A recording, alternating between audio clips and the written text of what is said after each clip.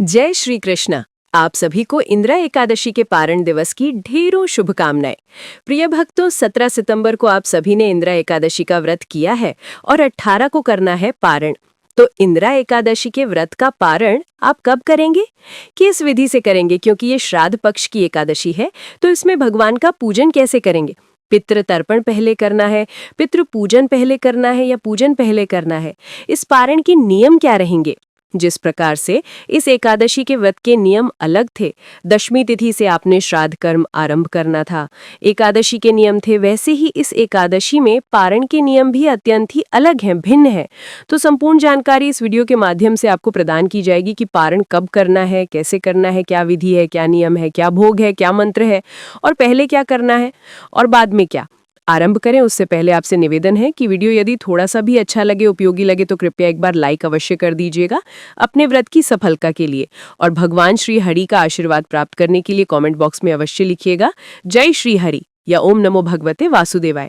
आप देख रहे हैं धर्म साधना टीवी, ज्योतिष संस्थान का प्रतिष्ठित यूट्यूब चैनल धर्म साधना टीवी। धार्मिक, हम यहाँ व्रत और त्योहारों की सही शास्त्रीय जानकारी प्रदान करते हैं। ज्योतिष शास्त्र और पंचांग के आधार पर आपको बताते हैं कौन सी तिथि कब है, व्रत आदि कब करना है, क्या विधि है, क्या नियम है। यदि आप सभी व्रत और त्योहारों की सही शास्त्रीय जानकारी पाते रहना चाहते हैं तो चैनल को अभी सब्सक्राइब कीजिए और बेल आइकन को प्रेस कीजिए। जब आप चैनल को सब्सक्राइब करेंगे तो वहां पर एक घंटी का निशान बना हुआ आएगा, उसको अवश्य दबाइएगा, तभी आपको सारे वीडियो प्राप्त होंगे, अन्यथा आपसे जानकारी छूट जाएगी। तो कृपया चैनल को सब्सक्राइब करें और बेल आइकन को प्रेस करें। आइए प्रिय भक्तों, जानकारी आरंभ करते हैं। बात करते हैं इंदिरा एकादशी पितृपक्ष एकादशी व्रत पारण की। प्रिय दर्शकों, आप सभी इस एकादशी का व्रत 17 तारीख को कर रहे हैं। 17 तारीख को सूर्य के मुख से एकादशी, ये एकादशी रात्रि को समाप्त हो जाएगी और द्वादशी तिथि लग जाएगी। इसीलिए ये जो व्रत है ये व्रत होगा, और शास्त्र कहते हैं कि एकादशी का द्वादशी युक्ता व्रत जो है, द्वादशी वेधा व्रत जो है वो श्रेष्ठ होता है, उत्तम होता है। इसीलिए हमने आपको सलाह दी थी कि आप व्रत करें 17 को। 17 तारीख को आप व्रत पूजन आदि करने के बाद नियमों का पालन कीजिएगा। नियमों में प्रमुख रूप से, क्योंकि ये श्राद्ध पक्ष की एकादशी है, पितृपक्ष की एकादशी है, इस दिन एकादशी के दिन जो आप ब्राह्मण को भोजन कराएंगे वो फलाहार कराएंगे, अन्न आहार नहीं कराएंगे, फलाहार कराएंगे। भगवान को भोग भी फल का लगाएंगे। इसका ध्यान रखिएगा, मैंने आपको विधि बताई थी। यदि आप पितरों की तृप्ति के लिए इस एकादशी को करना चाहते हैं तो उसके नियम दशमी तिथि से आरंभ होते हैं। एकादशी को आपको ब्राह्मण को फलाहार कराना होता है। पारण के दिन क्या करना होता है इसकी जानकारी अब मैं आगे देता हूँ। तो फलाहार कराइएगा, फलाहार करा के और उनको विदा कीजिएगा दक्षिणा आदि देके, क्योंकि कल पुनः पारण वाले दिन उनको भोजन कराना है। संकल्प करके पूजा कीजिए, पूजा करके कथा सुनिए, कथा सुन के विष्णु शास्त्र नाम का श्रवण कीजिए। इन सब को सुनते हुए भगवान के चरणों में मन को लगाते हुए और दिन को व्यतीत कीजिए। घर में नारायण विराजमान है, भगवान घर में आए हैं, तो किसी प्रकार का कलह कलेश घर में नहीं होना चाहिए। शांत वातावरण होना चाहिए, शुद्ध वातावरण होना चाहिए। मन से शुद्ध रहें, सब शांत रहें, प्रसन्नचित रहें और ब्रह्मचर्य का पालन आप में करना है। किसी का अहित नहीं करना है, व्रत किया है, किसी का अपमान नहीं करना है, किसी के प्रति वैरभाव नहीं रखनी, हीन भावना, दुर्भावना आपको नहीं रखनी है। और इस प्रकार से भगवान के चरणों में मन को लगाते हुए दिन को व्यतीत कीजिए। सायंकाल को कीर्तन की महिमा बहुत अधिक है, तो संभव है तो आप कीर्तन कीजिए। सायंकाल को कहीं आसपास मंदिर में कीर्तन होता, वहां चले जाइए। अगर आसपास कीर्तन नहीं होता है तो आप ऐसा कीजिए कि हम एक वीडियो अपलोड करते हैं, हमारे चैनल पर आपको मिल जाएगा, पहले से मैंने अपलोड किया है, उसका लिंक यहाँ डिस्क्रिप्शन में भी मैं दे दूंगी। उसमें 3 पार्ट होते हैं, उन स्त्रोतों को सुनने से आपको एकादशी पर कीर्तन का फल प्राप्त होता है, तो आप वो सुन सकते हैं, कीर्तन कीजिएगा। रात्रि के समय आपको जागरण की सलाह दी जाती है, क्योंकि इस एकादशी पर जागरण का फल अधिक है। यदि आप रात्रि जागरण करते हैं तो हरि अत्यंत प्रसन्न होते हैं। जो जागरण ना कर पाए तो पृथ्वी पर शयन कीजिए। पृथ्वी पर भी शयन ना कर पाए तो अगले दिन सूर्योदय से पहले निश्चित रूप से उठ जाइए। अब इसमें बहुत सी हमारी माताएं बहनें हैं, उन्होंने पूछा भी है आज कमेंट करके, और कुछ ने व्हाट्सएप पे भी पूछा, ऐसा मुझे याद है कि पंडित जी तबीयत ठीक नहीं रहती तो हम इतने नियम पालन नहीं कर पाते, जैसे कि सुबह सूर्योदय से पहले नहीं उठ पाते, कई बार उठ जाते हैं तो पृथ्वी पर शयन करना तो संभव ही नहीं है हमारे लिए। पृथ्वी पर शयन करने से हमें बड़ी परेशानी होती है। देखिए, मैं अपनी माताओं बहनों को यही कहूँगा, बड़े बुजुर्गों को यही कहूँगा, जितने नियम पालन हो जाएं उत्तम है। हमारे शास्त्र ये कहते हैं कि यदि कोई रुग्ण है, रोगी है, तो और कोई बुजुर्ग है तो उसके लिए नियमों में सदा ही छूट होती है। ये नियम पूर्ण रूप से उसके ऊपर अधिक लागू होते हैं जो पूर्ण रूप से स्वस्थ होते हुए भी और विधान से एकादशी का व्रत नहीं करता है। जो अस्वस्थ है या जो उम्र के उस पड़ाव पर है, तो वहां पर आप जितने नियम पालन कर सके उनसे करिए, चिंता ना करिए और परेशान ना होइएगा। इस प्रकार से आपने अपना एकादशी का दिन व्यतीत करना है। द्वादशी के दिन अर्थात 18 तारीख को प्रयास करके सूर्योदय से पहले उठ जाइएगा। और इस बार तो उठना ही पड़ेगा, कारण आपको आगे ज्ञात हो जाएगा कि क्यों उठना पड़ेगा। के लिए सूर्योदय से पहले उठ जाइए। उठने के बाद स्नान आदि से निवृत्त होइए। स्नान करने के बाद स्वच्छ वस्त्र धारण कीजिए। स्वच्छ वस्त्र धारण करके भगवान सूर्यदेव को जल दीजिए। ध्यान रखिएगा, आज तुलसी पूजन नहीं होगा। माता तुलसी का पूजन द्वादशी के दिन वर्जित है। द्वादशी को तुलसी पूजन आपके लिए अपराध की श्रेणी में आती है, इसीलिए आज तुलसी जी का पूजन नहीं करेंगे। यही भूल गलती से एक बार माता सीता से हो गई थी, जिसका वृतांत आपको ज्ञात होगा। माता सीता एक बार, क्योंकि वो प्रतिदिन तुलसी पूजन करती थीं, तो पूजन के लिए उद्यान में गईं। वहां जैसे ही पूजन आरंभ करने वाली थीं, तभी उनको ज्ञात आया कि ओहो, आज तो द्वादशी है। माता सीता तुरंत ही वहां से वापस आने लगी, क्योंकि द्वादशी को पूजन नहीं किया जाता है तुलसी माता का। लेकिन जैसे ही वो पलटी, तभी उनकी चुनरी से एक पत्ता टूट के गिर गया। अब अनजाने में वो टूट के गिरा था, लेकिन उसका पाप लगा माता सीता को कि दिन माता तुलसी को छूना, उनके गलती से पत्ता टूट जाना बड़ा अपराध है। इसका पता तब लगा जब बड़े दिनों के बाद देवऋषि नारद का वहां पे आगमन हुआ माता सीता के अयोध्या में। और जब माता सीता के द्वारा उनके लिए भोजन और जलपान आदि की व्यवस्था की गई, तो उनके हाथों से उन्होंने जल लेने से इनकार कर दिया। तब सभी आश्चर्यचकित हो गए कि देवऋषि नारद माता सीता के हाथों से जलपान क्यों नहीं कर रहे हैं।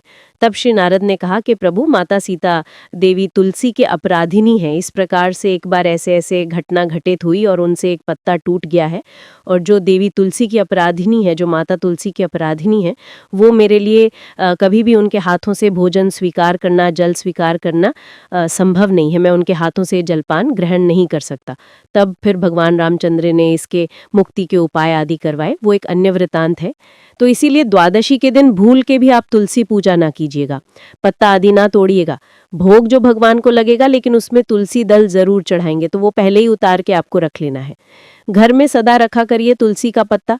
आपको पूजन की बात करते हैं। स्नान आदि से निवृत्त होके स्वच्छ वस्त्र धारण करके, जो भी आपका पूजन स्थल है जहां आपने एकादशी का पूजन किया होगा, चौकी स्थापित की होगी विधि विधान से, वहां पे साफ सफाई कीजिए।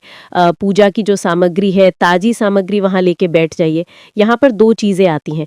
एक तो हमारे वो दर्शक जिन्होंने हमारी बताई हुई विधि से ही पूजन किया होगा, तो आपने पहले ही एकादशी को चौकी आदि लगा के रखी होगी भगवान की। एक वो दर्शक जो पहली बार हमारा ये वीडियो देख रहे हैं, हमारी विधि से जिन्होंने पूजन नहीं किया, तो वो आज चौकी भी स्थापित करेंगे, पूजन भी करेंगे। तो जान लेते हैं कि आपको क्या क्या सामग्री की आवश्यकता होगी इस पूजन के लिए। आपके पास भगवान श्री हरि विष्णु का चित्र या प्रतिमा होनी चाहिए। उसको स्थापित करने के लिए चौकी लीजिएगा। चौकी पर बिछाने के लिए पीला वस्त्र मिले तो उत्तम है। इसके लिए रोली, मौली, पान, सुपारी, लौंग, इलायची, धूप, दीप, नैवेद्य, खुले फूल, फूलों की माला, भगवान को अर्पित करने के लिए इत्र, जनेऊ और दूर्वा, ये लीजिएगा।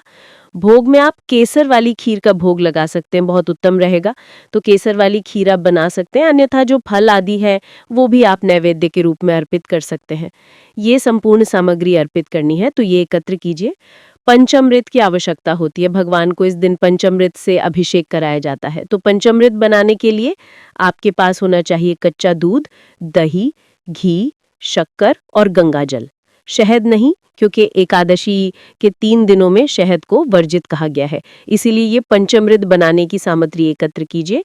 अब आप एक तांबे का लोटा लीजिए या पीतल का लोटा लीजिए। उसमें पहले गंगा जल भरिए और फिर उसमें शुद्ध जल भरिए। आप संपूर्ण सामग्री को एकत्र कीजिए। जो भी आपका पूजन स्थल है, वहां पर आसन लगा के बैठ जाइए, उत्तर दिशा की ओर मुख करके।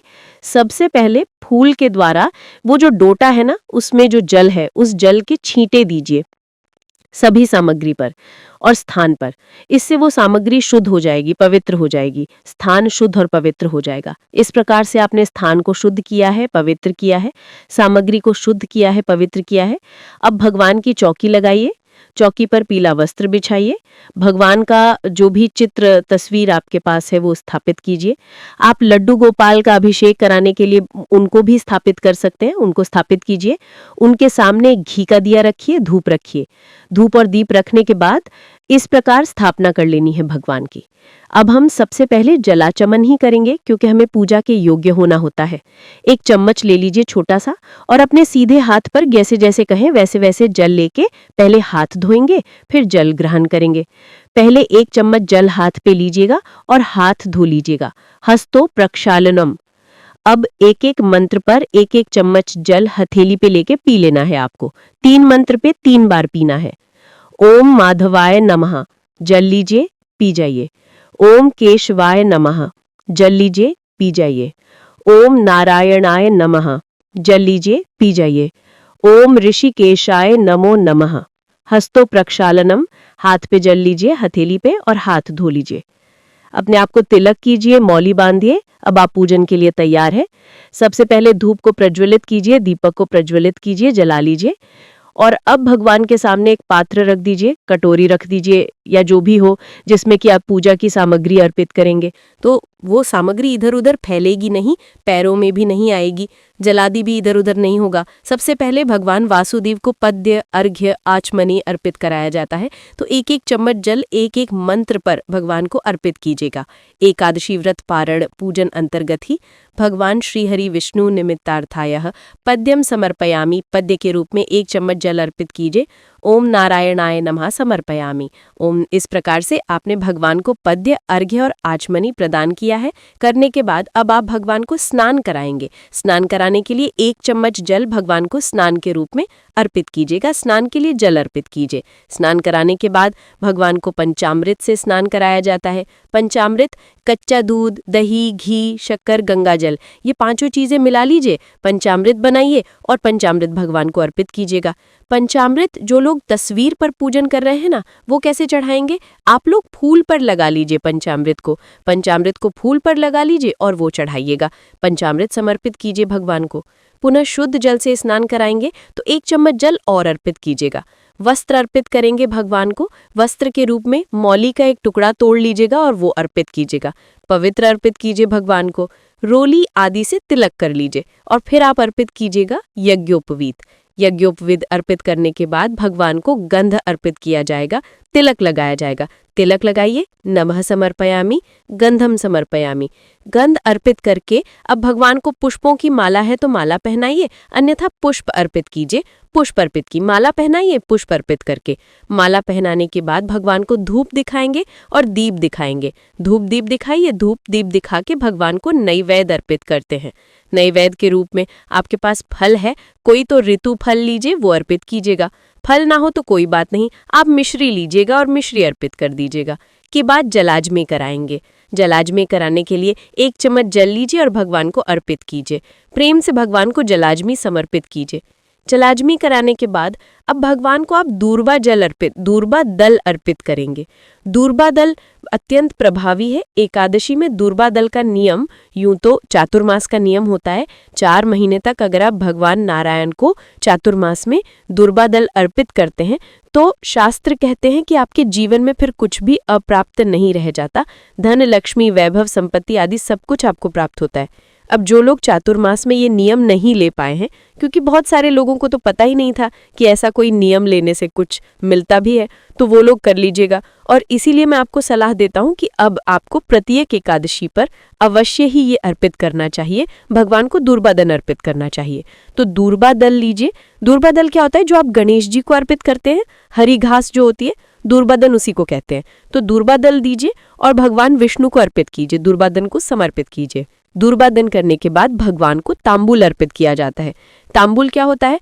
तांबुल के लिए 1 पान का पत्ता लीजिए, उस पे 2 लौंग रखिए, 2 इलायची रखिए, 1 सुपारी रखिए और वो भगवान को अर्पित कर दीजिए। मीठा पान भी आप चढ़ा सकते हैं।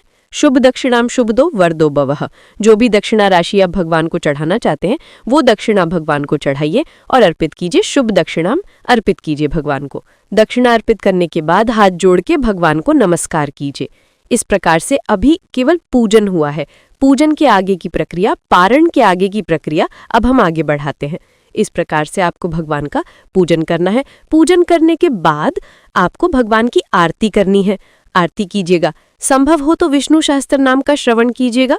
विष्णु सहस्त्र नाम इस दिन बड़ी ही कल्याणकारी कहा गया है, विष्णु सहस्त्र नाम एकादशी के दिन, और पारण दिवस पर आपको प्रयास करके अवश्य ही सुनना चाहिए। वीडियो हमने आपके लिए चैनल पर अपलोड किया है, तो आप उसे अवश्य सुन लीजिएगा। एकादशी के दिन ही हमने अपलोड कर दिया था। वहीं विष्णु सहस्त्र नाम पर ही सुनेंगे, उसका भी लिंक डिस्क्रिप्शन बॉक्स में दे दूंगा, वहां से आप सुन सकते हैं। क्योंकि अभी नया रिकॉर्ड करके और करने का समय मिल नहीं पा रहा है, आप विष्णु सहस्त्र नाम सुनिएगा, और कीर्तन के लिए वीडियो का लिंक दूंगा, उसमें आप कीर्तन के लिए उनको सुन लीजिएगा। वैसे विष्णु सहस्त्र नाम जो है कीर्तन का फल भी प्रदान करता है। विष्णु सहस्त्र नाम सुन के आरती करने के बाद सबसे महत्वपूर्ण प्रक्रिया आती है, वो आती है पुष्पांजलि की। अब आपने पुष्पांजलि करनी है, जो कि व्रत की सफलता के लिए महत्वपूर्ण होती है। तो अपने हाथों में पुष्प लीजिए, भगवान से निवेदन कीजिए, जैसे हम बोलते हैं वो हे प्रभु, हे भगवान नारायण, न हम आपका आवाहन जानते हैं, न पूजन जानते हैं, न विसर्जन। भगवान, हम तो अज्ञानी जीव हैं, आपके बालक नादान हैं। जैसी हमारी छोटी सी बुद्धि है, उसमें जैसी समझ आई है, उसके अनुसार हमने आपका व्रत किया है, पूजन किया है। भगवान, जाने अनजाने में हमसे कोई गलती हो गई हो, कोई त्रुटि हो गई हो, कोई भूल हो गई हो, तो उसे क्षमा कीजिएगा। अगर मान लीजिए आपसे कोई गलती हो गई है और आपको पता लग गया है कि आपसे ये गलती हुई है, तो आप वो गलती के लिए भी क्षमा याचना भगवान से कर सकते हैं कि भगवान, मुझसे कल व्रत में ये भूल हो गई थी अनजाने में, तो इसके लिए आप मुझे क्षमा कीजिएगा। इस प्रकार से क्षमा याचना आपने अवश्य करनी है, अगर आपको याद है कि कोई भूल हुई है तो। अन्यथा जैसे मैंने विधि बताई है, इस प्रकार से भगवान से क्षमा याचना कीजिएगा कि प्रभु, हमारे अनजाने की गलतियों को क्षमा करते हुए दया का आशीर्वाद प्रदान कीजिए। आपको अर्पित करने के लिए हमारे पास कुछ नहीं है, तन मन धन सब आप ही कहे भगवान, हमारे पास तो कुछ है ही नहीं। हमारे पास केवल क्या है? परमेश्वर, हे प्रभु, ये पत्र पुष्प की भेंट है, इसे आप स्वीकार करें और दया का आशीर्वाद प्रदान करें। वो पत्र पुष्प जो आपके हाथों में है, भगवान के चरणों में अर्पित कर दीजिए। इसके बाद खड़े खड़े परिक्रमा कर लीजिए। परिक्रमा करके जो भी पुरुष जन है, दंडवत प्रणाम कीजिए। जो माताएं बहनें हैं, वो सर झुका के हाथ जोड़ के भगवान को नमस्कार कीजिए। इस प्रकार से आपने ये व्रत पूजन पारण का जो है वो पूर्ण किया है। अब चौकी पर थोड़ा सा चौकी को खिसका दीजिए। इस प्रकार से चौकी का विसर्जन भी हो गया। अब यहाँ महत्वपूर्ण जानकारी भोग से संबंधित मैं दे देती हूँ। आरती करने के बाद और पुष्पांजलि के पहले आप भगवान को भोग लगाएंगे। क्या भोग लगाएंगे? जो आपने बनाया है। अगर आप केसर युक्त चावल की खीर का भोग लगाते हैं इस एकादशी पर, तो वो उत्तम है। केसर युक्त चावल की खीर का भोग लगा सकते हैं, अन्यथा आप पीले चावल बना सकते हैं। ये सभी एकादशी पर उत्तम बताए गए हैं। आप सात्विक भोजन घर में जो भी बना रहे हैं, मान लीजिए आप पराठे बना रहे हैं, कोई सब्जी बना रहे हैं, आप उसका भी भोग लगा सकते हैं। जो भी कोई सात्विक भोजन आप घर में बना रहे हैं उसका भोग लगाइए। और अगर नहीं संभव हो पाता है सुबह सुबह, तो फल का भोग भगवान को लगा दीजिएगा। जब भोग थाली सजाओगे तो उसमें तुलसी दल अवश्य रखिएगा। भोग की थाली रखिए, भगवान के सामने थाली रखिए, हम मंत्र पढ़ते हैं, भोग लगाते हैं। 2 बार थाली बजाइए, पर्दा हटा दीजिए, जलाचमन नहीं कराइए भगवान को। शंख में जल लेके चारों तरफ घुमाइए थाली के और छोड़ दीजिए। अर्पित कर दीजिए भगवान को। और अब सर झुका के वो प्रसाद की थाली उठा लीजिए, बाकी प्रसाद में मिला दीजिए। अब जब व्रत का पारण करेंगे आप, तो पहला निवाला इसी में से खाएंगे जो भी आपने भगवान को भोग लगाया है। चाहे आपने भगवान को फल का भोग लगाया है, चाहे खीर का, चाहे पूरी हलवे का, जो भी आपसे बन पाए। इस प्रकार से भोग आदि लगाने के बाद, पूजन पूर्ण करने के बाद आपने ब्राह्मण भोजन कराना है। श्राद्ध का नियम यदि आपने लिया है, पितृ तृप्ति के लिए कर रहे हैं, तो ब्राह्मण को भोजन कराइए। भोजन करा के उनको दान दक्षिणा आदि लेके विदा कीजिए। ब्राह्मण को दान आदि करने के बाद फिर आपने व्रत का पारण करना है।